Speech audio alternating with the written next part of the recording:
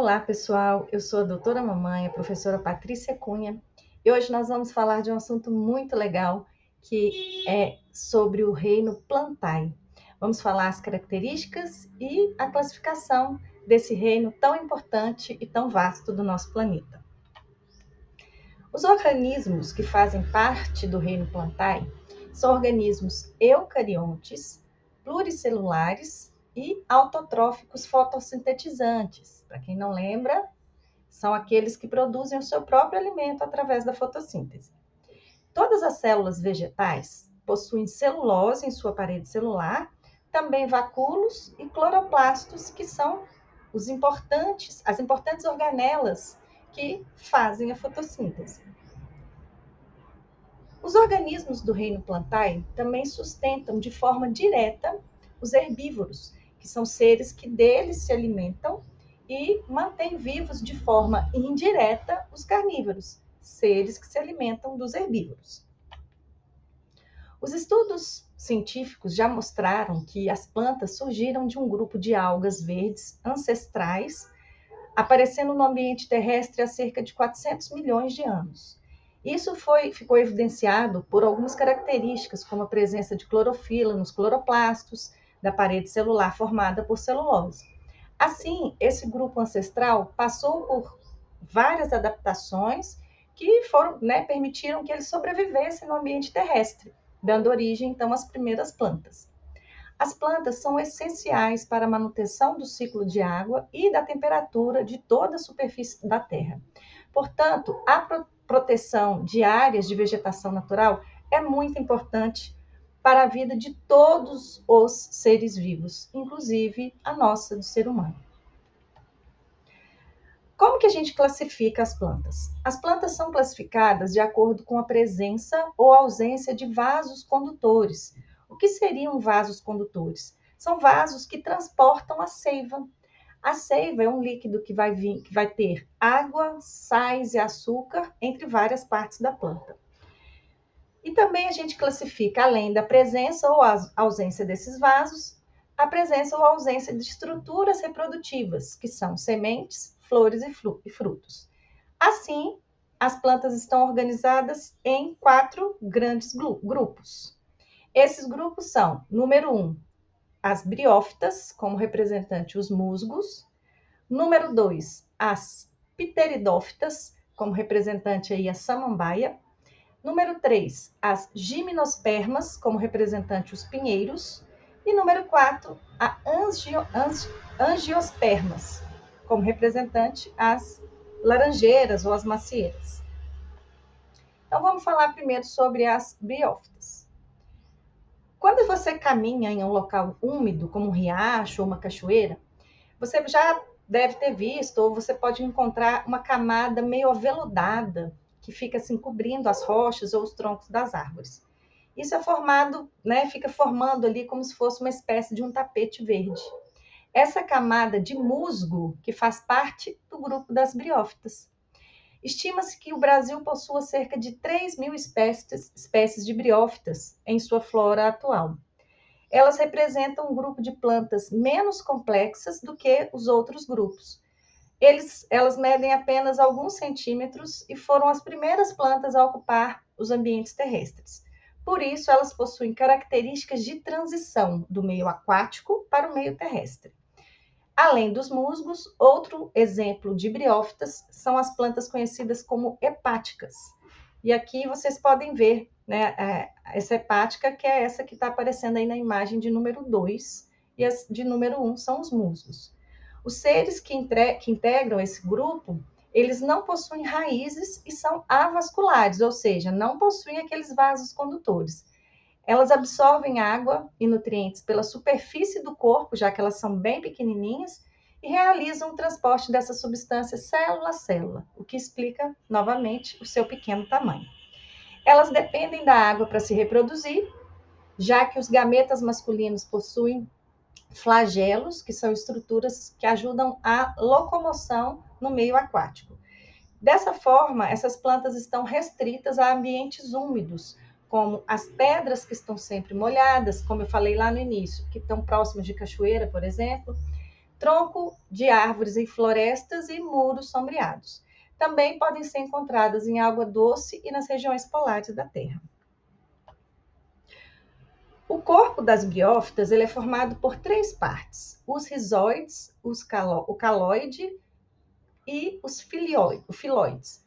Essas estruturas são denominadas assim por terem semelhanças com as raízes, rizoides, com os caules, cauloide, e as folhas das outras plantas, filoide, mas em tamanho reduzido e, novamente, sem vasos condutores de seiva. Os rizoides são um conjunto de filamentos que são responsáveis por fixar a planta no solo. O cauloide, por sua vez, é essa haste que sustenta o filoide, que são pequenas estruturas clorofiladas que realizam a fotossíntese. As briófitas são fundamentais para o ambiente que elas estão, pois elas vão evitar a erosão do solo por meio de uma rede de rizoides formadas no subsolo e contribuem também para a manutenção da umidade do solo. O segundo grupo são as pteridófitas. Algumas dessas plantas costumam ser bastante utilizadas na decoração dos ambientes. É o caso das samambaias, que são as representantes mais conhecidas das pteridófitas. É possível que você já tenha visto essa planta em um jardim ou pendurada em uma varanda, por exemplo.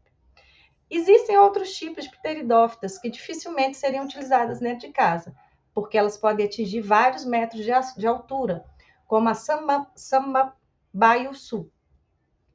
Ao longo da evolução das plantas terrestres, as pteridófitas foram as primeiras a apresentar vários condutores.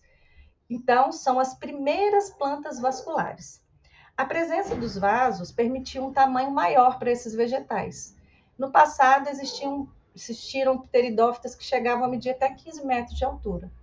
Atualmente, destacam-se essas samambaiuçus, que podem chegar a 4 metros de altura. Ainda que possuam tecidos que melhorem a sustentação do corpo e que sejam vasculares, portanto mais resistentes à desidratação, as pteridófitas ainda precisam também de água para reprodução, assim como as briófitas, pois não apresentam estruturas reprodutivas, sementes, flores ou frutos. Dessa forma, apesar de serem um pouco mais adaptadas ao ambiente terrestre, ainda são restritas ao ambiente úmido. A maioria delas é terrestre, mas há também espécie de água doce. Diferentemente das briófitas, as pteridófitas possuem raízes, caules e folhas verdadeiras.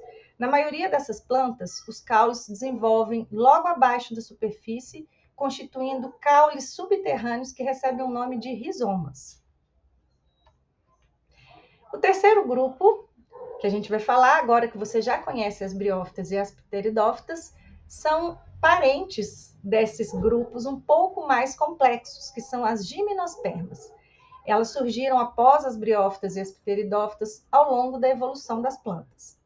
Enquanto as briófitas possuem um tamanho reduzido, as gimnospermas possuem representantes considerados as árvores mais altas do mundo.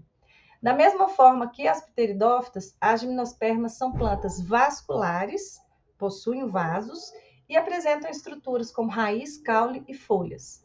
No entanto, diferenciam por serem o primeiro grupo a reproduzir sem a necessidade de água. Como que isso foi possível? Através do surgimento de estruturas reprodutivas, como grãos de pólen e tubo polínico. Alguns representantes desse grupo são as cicas, sequoias, os pinheiros e o ginkgo biloba.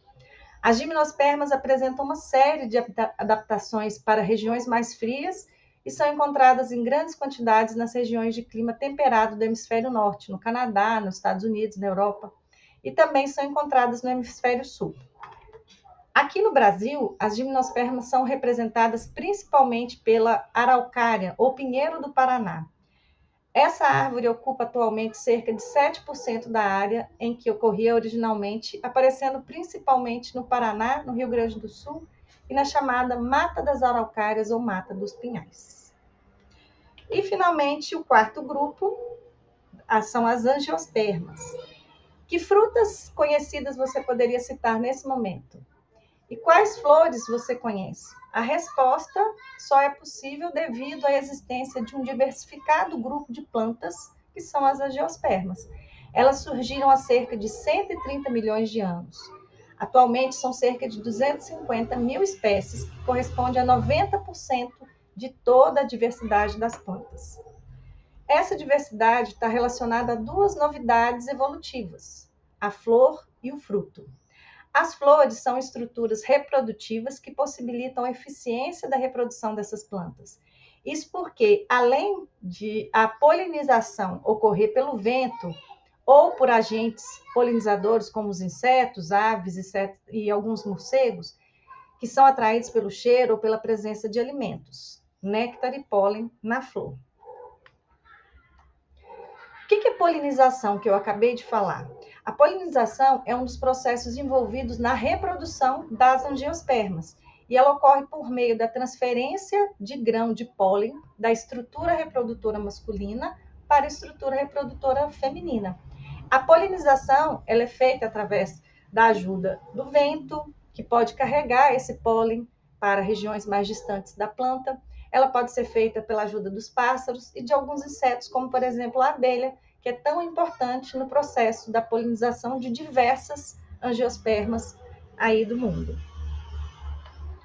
Os frutos são formados por estruturas presentes nas flores. Dentro dos frutos ficam protegidas as sementes. Isso dá nome ao grupo. Em grego, anjo significa bolsa ou envoltório e esperma, semente.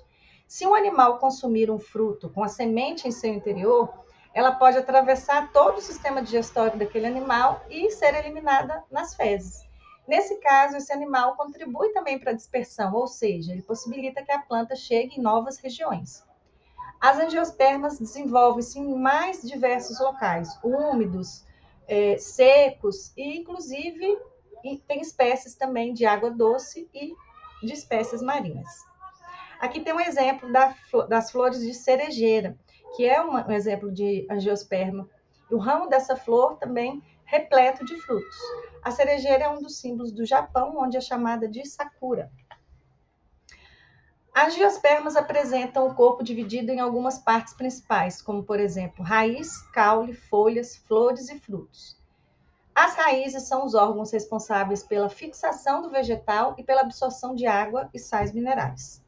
O caule é o órgão vegetal que fornece aos ramos, as folhas e as flores ao fruto, fornece a sustentação.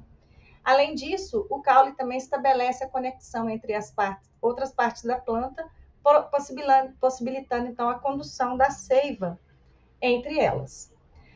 A folha é um órgão que está presente em quase todas as plantas. Ela é rica em clorofila. A clorofila é o que permite a realização da fotossíntese. E é também através das folhas que a planta realiza trocas gasosas com o ambiente.